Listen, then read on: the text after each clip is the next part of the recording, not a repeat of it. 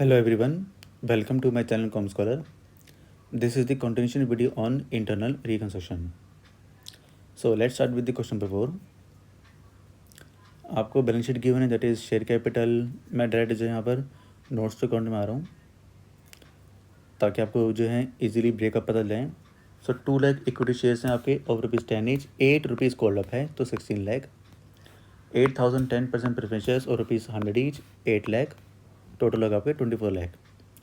आपको deficit given that में loss है 8 लाख रुपीज़ का. 12% डिवेंचर्स हो गए इतने, अनसिक्योर्ड लोन इतने हो गए, टोटली आपका ये हो गया.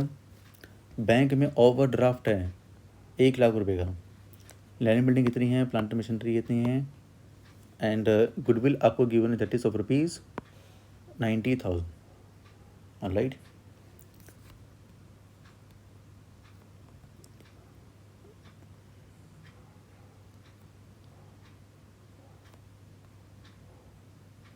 ये आपका 7 लाख होगा. चलिए अब 1 बाय 1 एडजस्टमेंट बढ़ते हैं. लिखा हुआ है अनकॉल्ड कैपिटल थे, उसको कंपनी ने कॉल्ड अप बनाया, फुल्ली पेड अप. तो इसका मतलब जो ₹2 के हिसाब से थे, कैसे आएगा ₹2 के हिसाब से? 2 लाख के शेयर्स थे, इंटू में 2 यानी कि ₹4 लाख पहले कंपनी ने उनको कॉल्ड किया. And then later on company ने क्या करा, equity shares are to be reduce to ₹6 each. तो पहले कंपनी ने पैसा मंगाया और फिर कंपनी ने इसको रिड्यूस करा. राइट. तो देखिए यहाँ पर एंट्री. अब पहले कंपनी ने देखिए इक्विटी शेयर फाइनल कॉल मंगाए 4 लाख रुपए के, और फिर इसको कंपनी ने करा ये ₹10 के हिसाब से कंपनी ने इसको क्या करा, अब इनकी लायबिलिटी इतनी कम होगी, अब ₹6 के हिसाब से होंगे तो कितने हो गए, 12 लाख. बाकी 8 लाख रुपये का फ़ायदा हो गया, तो वो रिकंस्ट्रक्शन अकाउंट में ट्रांसफ़र हो गया. फर्स्ट पॉइंट हो गया. Second point, preference shares are agree to forgo their arrears of dividend. ये इस पर स्टार लगा लीजिए, मैं स्टार क्यों बोल रहा हूँ यहाँ से देखिए वैसे तो डिविडेंड देना कितना था, कंपनी के पास 8 लाख रुपए के प्रेफरेंस शेयर्स थे, उसका अगर आप 10% निकालोगे तो कंपनी के जो है 80,000 का एनुअली डिविडेंड देना था. राइट.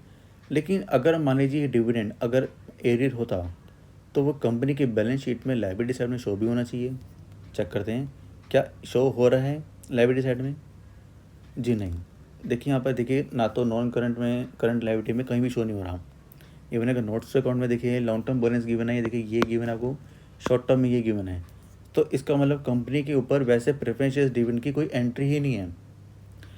और कंपनी बोल रही है कि यहाँ पर कि उन्होंने इसको फॉरगो कर दिया. वैसे तो कंपनी का फ़ायदा हो गया, लेकिन वो एंट्री पहले थी ही नहीं. तो जब लायबिलिटी पहले थी ही नहीं तो उसको ख़त्म कैसे करेंगे. तो इसका मतलब इसकी कोई एंट्री ही नहीं है, दैट मीन्स नो एंट्री. मतलब मैं आपको फिर से बता रहा हूँ, अगर कोई ऐसी लायबिलिटी है जो कि ऐसी लायबिलिटी जो फॉरगो कर दी हो, लेकिन अगर उसकी कोई एंट्री पहले से नहीं है, वो लायबिलिटी शो ही नहीं कर रहा, तो फिर आपको उसकी कोई एडजस्टमेंट करनी ही नहीं है. सिर्फ कंफ्यूजिंग के लिए आपको दिया हुआ है. चलिए C part. 12% debenture holder accept 65,000 worth 14% debentures in full satisfaction of their claim. देखिए 12% डिबेंचर थे, कितने थे, 1,30,000 के थे. तो कंपनी ने डिबेंचर होल्डर क्या बोल रहे हैं कि आप हमें जो है नए डिबेंचर इशू कर दो. कितने रुपए के, 65,000 के. बाकी कंपनी ने उसको कर दिया, फॉरगो कर दिया. तो इसका मतलब क्या, कंपनी को फ़ायदा हो गया. तो कुछ नहीं, ऐसी देखिए 12% डिबेंचर्स 1,30,000 के थे, नए डिबेंचर इशू करे 65,000 के, बाकी रिमेनिंग रिकंस्ट्रक्शन अकाउंट में ट्रांसफ़र हो गया. सिंपल. ये पॉइंट आपका हो गया. D point, trade creditors for go 20% of the claim. तो देखिए ट्रेड क्रेडिटर्स थे कितने, ट्रेड क्रेडिटर्स आपके ये रहे 1,50,000 के थे. तो 150 में से 20% तो वो फॉरगो हो गया. ऑलराइट. तो बाकी जो कंपनी को जो जो उसको माफ़ नहीं करा, अभी वो चल रहा है, तो वो रिकंस्ट्रक्शन का जो 20% था दैट इज़ ₹30,000, वो रिकंस्ट्रक्शन में ट्रांसफ़र हो गया. ये पॉइंट आपका हो गया. Next, investment are to be taken over by bank in full settlement of the bank overdraft. देखिए कंपनी के पास बैंक ओवरड्राफ्ट था कितना, 1 लाख रुपए का था. तो बैंक ने उसके बदले क्या करा, बैंक ने उसकी इन्वेंट्रीज ले ली. अब देखते हैं इन्वेंट्रीज है कितने रुपए की. इन्वेंट्रीज गिवन है आपको 3,36,000 रुपये की। अब और वो 1,00,000 रुपये का था।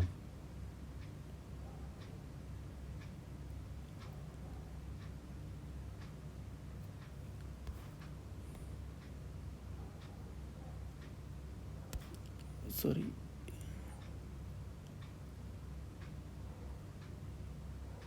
इन्वेंट्रीज नहीं, इन्वेस्टमेंट लिए, सॉरी इन्वेस्टमेंट है, मैंने गलती से पढ़ लिया। इन्वेस्टमेंट है कितनी, इन्वेस्टमेंट 80,000 की है, राइट। तो बैंक ने बोला हम आप हमें इन्वेस्टमेंट दे दो 80,000 की और हमारा बैंक ओवरड्राफ्ट खत्म हो जाएगा। तो एक तरह से कंपनी को फ़ायदा होगा 20,000 रुपये का। तो 20,000 क्या हुआ, ट्रांसफर होगा इनटू रिकंस्ट्रक्शन अकाउंट में। चलिए ये पॉइंट हो गया आपका। नेक्स्ट है inventories are over valued by ₹1,00,000, यानी कम करना होगा तो कंपनी का लॉस हो गया, तो इसको हम रिकंस्ट्रक्शन अकाउंट में डेबिट करेंगे। प्लांट एंड मशीनरी वो भी डाउन हो गए, कितने, 4,00,000 रुपये हो गए। पहले थे कितने प्लांट एंड मशीनरी आपकी, 6,00,000 से 4,00,000 रुपये, 2,00,000 रुपये का नुकसान हो गया, तो उसको भी हम रिकंस्ट्रक्शन अकाउंट से एडजस्ट करेंगे। देन प्रोविजन आउटपुट, ये सब आपके क्या हो गए, देखिए रीवैल्यूएशन हो गए। प्रोविजन आउटपुट ये भी आपको राइट ऑफ करना होगा। Unsecured loan satisfied by 2,20,000, unsecured loan थे कितने के, देखिए 3,20,000 के थे, उसको सेटिस्फाई कर दिया बाय मेकिंग पेमेंट ऑफ ₹2,20,000। तो इसका मतलब कंपनी को फायदा होगा 1,00,000 रुपये का। और कंपनी ने इसको पेमेंट भी नहीं, कंपनी क्या करें उनको नए डिबेंचर इशू कर दी, बेसिकली पेमेंट नहीं करी। कंपनी ने उनको बोला कि हमें आपको जो है लोन पैसे देने थे 3,20,000। तो कंपनी क्या कर रही है, कंपनी ने उनको जो है 14% नए डिबेंचर इशू कर दिए, जो कि कितने रुपए के, 2,20,000 रुपये के। बाकी 1,00,000 रुपये उन्होंने उसको फॉरगो कर दिया, तो कंपनी को फ़ायदा हो गया। तो यहाँ पर एंट्री देखिए, अनसिक्योर्ड लोन पूरी लायबिलिटी खत्म होगी, उसको डेबिट कर दिया, उनको नए डिबेंचर इशू कर दिए 2,20,000 रुपये के, बाकी रिकंस्ट्रक्शन अकाउंट में 1,00,000 रुपये का फ़ायदा हो गया, राइट। तो ये पॉइंट आपका हो गया। देन कंपनी ने P&L को राइट ऑफ करा एंड ये करा आफ्टर कंसिडरिंग एफर्ट्स गुडविल, यहाँ बोल दिया स्पेसिफिकली गुडविल राइट ऑफ करना नहीं, ठीक है नहीं करेंगे इसको, अब बोल दिया उन्होंने, ठीक है। तो यहाँ पर देखिए आपको अब राइट ऑफ क्या करना है। एक तो पहले यहाँ पर देखिए टिक कीजिए, यहाँ पर एक तो सबसे पहले आपको इन्वेंट्रीज राइट ऑफ करनी है, प्लांट एंड मशीनरी हो गया, डेटर्स हो गया आपका, एंड P&L, ये सब आपको करना है। तो बस जितने जितने बस ना करना है, देखिए inventories, plant and machinery, debtors and P&L सबको एडजस्ट कर दिया, ये आपका अमाउंट आ गया। ये कहाँ से है, जितने भी ऊपर हमने एडजस्ट कर रही है कंसिडर करो, सबको ऐड करो। देखिए P&L आपका था कितना, आप देखिए एक्चुअल अमाउंट आपका P&L था कितना, P&L में आपका क्या था, 8,00,000 रुपये का था। बट सर आपने तो सिर्फ 6,94,000 लिखा है, वो इसलिए क्योंकि आपके पास इतना ही बैलेंस है। ये बेसिकली आपकी जो है बैलेंस की फिगर आई होगी, पूरे 8,00,000 रुपये नहीं हो पाए, बिकॉज हमारे पास कंपनी के पास रिकंस्ट्रक्शन अकाउंट इतना सफिशिएंट नहीं है, और वो नेगेटिव जा ही नहीं सकता, क्योंकि अगर नेगेटिव जाना ही था तो फिर कंपनी इंटरनल रिकंस्ट्रक्शन क्यों करेगी, उससे तो बैलेंस शीट और ख़राब हो जाएगी, जो कि कंपनी नहीं करना चाहिए, राइट। तो ये था आपका क्वेश्चन नंबर 4। चलिए now coming to question number 5। 15,000 equity shares given आपको और ₹10 is fully paid up, 20,000 8% cumulative preference shares और ₹10 is fully paid up, 2,00,000, 150, 3,50,000। Securities premium मैंने बोला था आपको, मैंने अदर देन P&L अगर आपको कोई भी सरप्लस गिवन है सो आपको उसको कहाँ ट्रांसफर करना होगा, रिकंस्ट्रक्शन अकाउंट में क्रेडिट करना होगा। ये आपको लॉस गिवन है, 9% डिबेंचर्स हैं आपके 60,000, बैंक ओवरड्राफ्ट गिवन आपको, इंटरेस्ट ऑन डिबेंचर्स गिवन आपको, फ्री होल्ड प्रॉपर्टी, लीज, ये सब बेनिफिशियरी गिवन है, ये सब आपका है, गुडविल भी गिवन आपको। चलिए वन बाय वन देखिए, पढ़ते हैं इसको। ए पॉइंट में क्या लिखा है, प्रेफरेंस शेयर्स वो रिड्यूस टू ₹7.5। पहले थे कितने के प्रेफरेंस शेयर्स, देखिए यहाँ पर प्रेफरेंस शेयर्स 10 रुपीज़ के थे, अब वो रिड्यूस कर दिए 7.5 से, यानी कंपनी को फ़ायदा हो गया कितना, 2.5 पर शेयर। सो 20,000 इंटू में 2.5 कंपनी को फ़ायदा हो गया, सो दैट इज़ ₹50,000 कंपनी को फ़ायदा हो गया, तो वो रिकंस्ट्रक्शन अकाउंट में ट्रांसफर हो जाएगा। Then and the equity shares कितने हो गए, 2 रुपये से रह गए, पहले थे कितने, 10 रुपये के, तो कंपनी को फ़ायदा कितना हुआ, 15,000 इंटू में 8, यानी कि 1,20,000 रुपये कंपनी को फ़ायदा हो गया। Then after reduction shares were consolidated into 10 each, दोनों को जो है कंसिडर कर दिया, और कंपनी ने बाद में इसकी ऑथोराइज कैपिटल को भी रीइशू कर दिया, इतना होता ना, कंपनी ने इसको चेंज नहीं करा। चलिए एंट्रीज देखिए यहाँ पर अब 8% कम्युनिटी प्रेफरेंस शेयर्स 20,000 इंटू में 10, इतनी लाइबिलिटी कम होगी, इतनी रह गई और बाकी रिकंसिडर अकाउंट में ट्रांसफर कर दिया। देन इसको कंपनी क्या करा कि कंसोलिडेट कर रहा है इंटू 10 रुपीज़ पर शेयर। तो कहते कि कैसे करेंगे, यहाँ पास न्यू शेयर थे कितने 20,000 इंटू में 7.5, अब ये भी कम होकर डेबिट कर दिया, वैल्यू सेम रहेगी 1,50,000, पहले भी इतनी थी अब भी इतनी रहेगी, और एक शेयर कितने का 10 रुपये का है। तो क्या करा हमने नंबर ऑफ शेयर्स रिड्यूस हो गए यहाँ पर, और कुछ नहीं हुआ। Then same for equity share capital, पहले थे इतने रह गए, बाकी के रिकंसिडर अकाउंट में ट्रांसफर हो गई। अब वैल्यू कितनी रहेगी 30,000 रहेगी, अब भी इतनी थी, बाद में भी इतनी रह गई, बट वो अब 10 रुपये के हिसाब से रहेगा तो कितना रहेगी 3,000 शेयर की। देन ए पॉइंट हो गया, 1 new equity shares of ₹10 each was issued for every ₹40 of gross preference dividend in area। पहले यहाँ पर देखिए कंपनी को डिविडेंड देना कितना था, 8% का देना था। देखिए ध्यान से, कंपनी को जो डिविडेंड देना था कितना देना था 20,000 इंटू में 10 और 8% के हिसाब से कंपनी को 16,000 का डिविडेंड देना था। तो कंपनी ने क्या करा, कंपनी बोल रही है हम आपको डिविडेंड हमारा माफ़ कर दो, इसके बदले हम आपको जो है नए इक्विटी शेयर इशू करेंगे। कितने, 1 new equity share for of ₹10 each was issued for every 40 of gross amount. देखिए टोटल कितना 60,000 है, तो 16,000 पर 40 डिवाइड बाई 40 कर दो, कितना रहेगा आपका ये, दैट इज़ 400। और कितने शेयर इशू कर रहे हैं, इतना, और क्या नाम है, टोटल वैल्यू देनी कितनी है 16,000 ही तो देनी है वैसे भी, तो इंटू ऑफर कर देंगे, दैट्स इट। भाई पेमेंट तो जो कि डिविडेंड इतों की वैल्यू तो 16,000 ही है, तो बनाना तो पड़ेगा, कैसे बनाओगे, तो इसका मतलब 10 रुपीज़ तो होगा, यानी कि बेसिकली हम आपको इनको जो 1,600 शेयर जो है इशू कर रहे हैं कंपनी। ऑलराइट, तो बस देखिए यही एंट्री हो रही है हमारी 14 दिस 16,000 से हमने कम इनको क्या करा, इक्विटी शेयर इशू कर दिए, जो कि लॉस हो गया। सर लॉस कैसे हो गया भाई, आप बताइए, ध्यान से देखिए, क्या आप बताइए जो कंपनी का जो ग्रोस डिविडेंड था क्या वो लाइबिलिटी में शो हो रहा था, नहीं, तो लॉस शो भी नहीं हो रहा था, लाइबिलिटी शो हो नहीं रही थी, लेकिन हमने क्या करा, कंपनी ने उसको जो है नए इक्विटी शेयर इशू करने पड़े। देखिए सेटलमेंट नहीं करा, सेटलमेंट करना होता तो फिर अब मान लीजिए पेमेंट कर दी होती तो फिर क्या होता, या फॉरगो कर दिया होता, माना फॉरगो करते होता तो जैसे हमने लास्ट वीडियो लेक्चर में देखा था, अगर फॉरगो किया होता तो एंट्री नहीं कर दी। यहाँ फॉरगो नहीं किया, जो प्रेफरेंस शेयर्स के डिविडेंड थे उनको फॉरगो नहीं किया, उनको क्या करा, नए इक्विटी शेयर इशू कर दिए।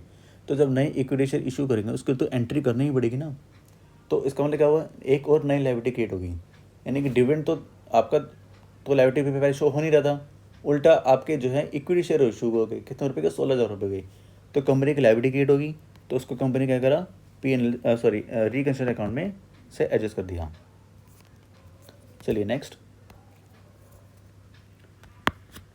The balance on securities premium was account, मैंने आपको बताया था क्या एंट्री जाएगी इसकी, securities premium account debit to reconsideration. Then ये आपकी रीवैल्यू हो गई, टोटल जो है आपकी इन्वेस्टमेंट 32,000 की सेल कर दी थी, कितने की इन्वेस्टमेंट यहाँ पर देखिए, इन्वेस्टमेंट 40,000 रुपये की थी, 32,000 की बेची, यानी कि 8,000 रुपये का लॉस हो गया। गुडविल, P&L, डेट्स इतने रुपए के थे, अब स्टॉक इतने रुपए का ऑब्सोल्यूट हो गया, उन सबको रिटर्न ऑफ कर दिया। तो ये एंट्री हम बाद में करेंगे, ये भी अच्छा, इसको तो हम घर में करना पड़ेगा, ये एंट्री हम बाद में करेंगे, राइट, बिकॉज इसको सेल कर कैश आएगा ना, तो उसको हमें अभी करना पड़ेगा। चलिए जी पॉइंट पढ़ते हैं, contingent liability for which no provision had been made व सेटल एट ₹7,000। क्या था, एक कंटीजेंट लायबिलिटी थी कंपनी की, जिसके लिए कंपनी ने पहले से एक प्रोविज़न बना के रखा था, अब उसको कंपनी जो है सेटलमेंट कर रही है 7,000 रुपये की, लायबिलिटी थी नहीं पहले बैलेंस शीट में, और उसको कंपनी सेटल कर रही है 7,000 रुपये का, तो क्या एंट्री करनी ही चाहिए, नहीं करनी चाहिए, समझते हैं इसको थे, बट आगे पढ़ते हैं एक बार। आगे लिखा हुआ है एंड ऑफ द अमाउंट, यानी कि out of this amount of ₹6,300 was recovered from the insurance company से हमें 7,000 वैसे थे, एक कॉन्टीजेंट लायबिलिटी थी ना, तो उसको रीपे करने के लिए इंश्योरेंस कंपनी ने उनको जो है 6,300 पे कर दिए, 6,300 पे कर दिए। तो यहाँ पर देखिए एंट्री,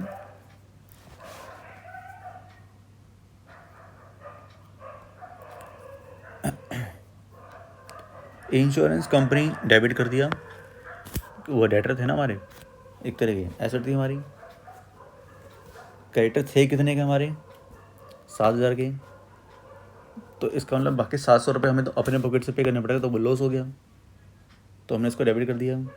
देन क्रेडिटर्स को हमने फुल एंड फाइनल पेमेंट करी, कितनी 7,000 रुपये सेटलमेंट कर दी ना। देखिए क्वेश्चन में क्या करते हैं, कॉन्टीजेंट लायबिलिटी थी 7,000 की, उसकी कंपनी सेटलमेंट करने जा रही है, पेमेंट तो कर रही है ना, पेमेंट कर रही है, फॉरगो नहीं, क्या पेमेंट कर रही है। देखिए ध्यान सुनिए क्लास, अगर मान लीजिए एक ऐसी लायबिलिटी है जो कि एडजस्टमेंट में बता रहा है कि ऐसी लायबिलिटी है, बट आपके बैलेंस शीट में थी ही नहीं पिछले साल, और अगर उस लायबिलिटी को फॉरगो कर रहे हैं तब तो उसकी कोई एंट्री नहीं है, बट फॉरगो के अलावा कुछ और हो रहा है, जैसा मान लीजिए उन्हीं सेम लायबिलिटी को ख़त्म करने के लिए कंपनी नए शेयर इशू कर रही है या उनको पेमेंट कर रही है, तो फिर उसकी तो एंट्री करनी ही पड़ेगी ना आपको, ऑलराइट। तो कंपनी ने वो उस क्रेडिटर को 7,000 रुपये की पेमेंट कर दी, और बैंक इंश्योरेंस से इतना पैसा आ गया था, ये हो गया, राइट। देन जो भी कंपनी के पास अवेलेबल जो कैश डिपॉजिट था उसको कंपनी ने बैंक ऑफ बड़ौदा में ट्रांसफ़र कर दिया, ऑलराइट। अच्छा, यहाँ पर कुछ आपकी एंट्रीज आ गई थी। डिबेंचर्स होल्डर्स जो थे आपके इतने रुपए के थे, यहाँ पर देखिए ध्यान से, डिबेंचर होल्डर्स से रिलेटेड कुछ एंट्री थी क्या।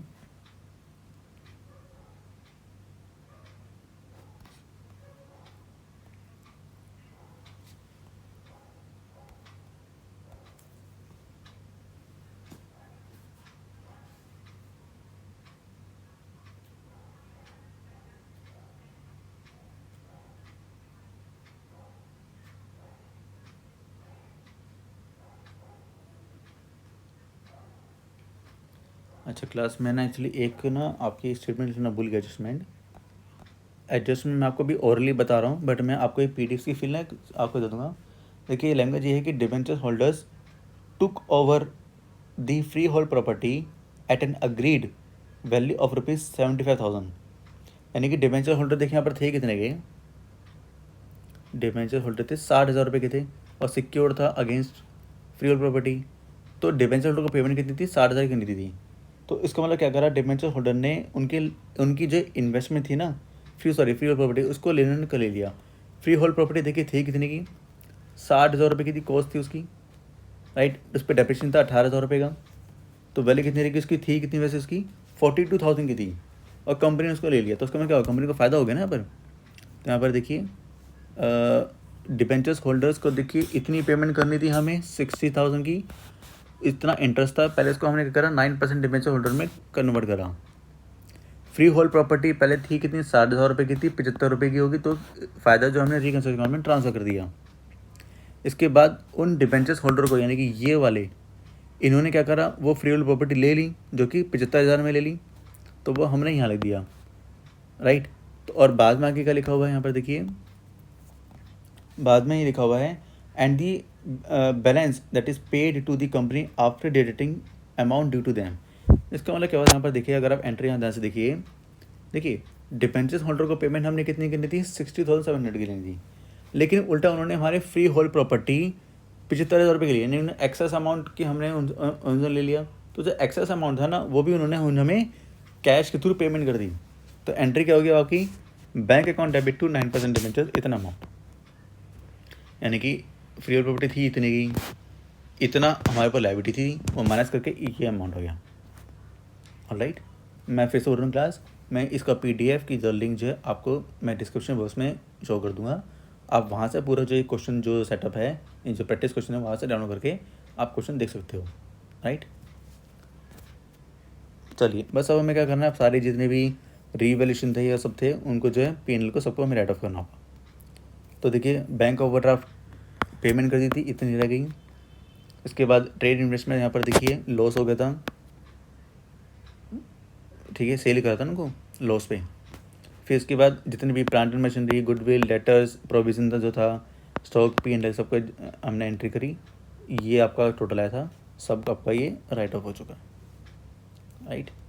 बस अब रिकन्स्ट्रक्शन बनाया, ये तो आपका इजी है, इसको पोस्ट करके आप देख सकते हो उसका सॉल्यूशन, कोई दिक्कत नहीं है, इसको आप पी एन के थ्रू समझो। बैलेंस शीट में देखिए आपकी शेयर कैपिटल इतनी रहेगी, इक्विटी सॉरी प्रेफरेंस शेयर्स क्यों और इक्विटी से आपके थे, ये कितने वैल्यू थे, 1600 तो हमने वैसे करे थे और 3000 रुपये हमारे पहले के थे। ट्रेड कैपिटल इतनी रह गई, बैंक ओवरड्राफ्ट पेमेंट करने के बाद इतनी रह गई, इतनी आपकी फ्री और लीज और प्रॉपर्टी आफ्टर डेप्रिसिएशन इतने रह गए, plant and machinery after all depreciation and return of इतने रह गए, स्टॉक ओवर आपके ऑब्सोलीट हो गए थे वो भी हमने लिख दिए, डेटर्स आफ्टर प्रोविजन इतनी वैल्यू होगी। बस ये सब वैल्यू हमने यहाँ लिख दी एंड बैलेंस शीट हमारी मैच होगी। Alright, so I hope class you have understood very well this chapter, and all the very best for the exam. Keep like and subscribe my channel. Thank you.